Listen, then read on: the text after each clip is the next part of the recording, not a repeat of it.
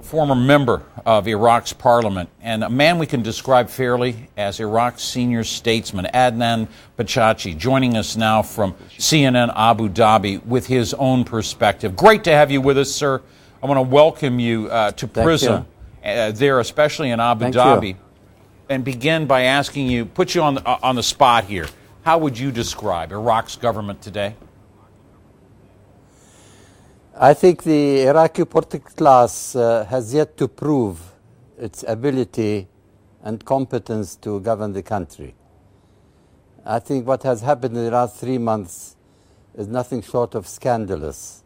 The inability of the Iraqi political leaders to agree on the formation of a government while the country was waiting, and the elections, in spite of some irregularities, was fairly fair, and I think the 60% or so who participated in the election shows that the Iraqi people were very keen and eager that there should be a government that really represents their interests. But unfortunately, if the Iraqi people are ready for democracy and the Iraqi politicians are not, what is the reason for that? Is it corruption? Are they looking after their own political and personal fortunes? Somebody asked me how to describe the Iraqi government, and I said 2 words: incompetent and corrupt. I think the corruption has reached unacceptable levels, and unfortunately the incompetence is so clear that after 7 years the government is unable to provide the electricity that is needed by the people.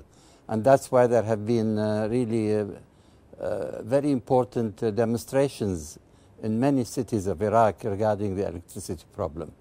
You know, the electricity was one of the first things that I looked at after the invasion, the U.S. invasion of Iraq and into Baghdad. And at that time, people talked about restoring the electricity to full levels, you know, within a matter of several months. What's the truth? What is the holdup? Billions of dollars have been thrown at this problem without any success. Why? Well, at the beginning, the security situation probably contributed to the slowdown.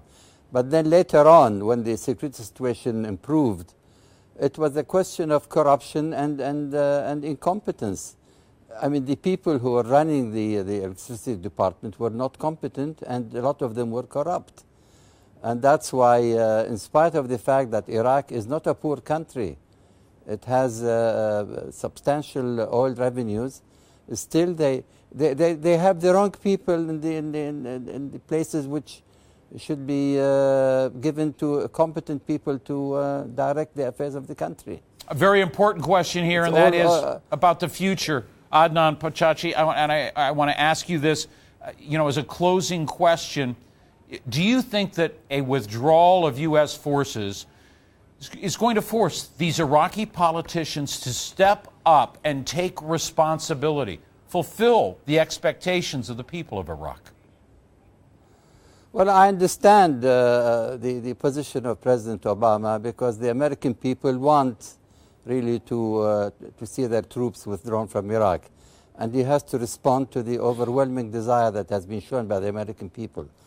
But to pretend that leaving Iraq in a good situation is wrong, because when the American troops will be withdrawn gradually and then by the end of next year completely, I don't think the situation in Iraq will be as such that will really justify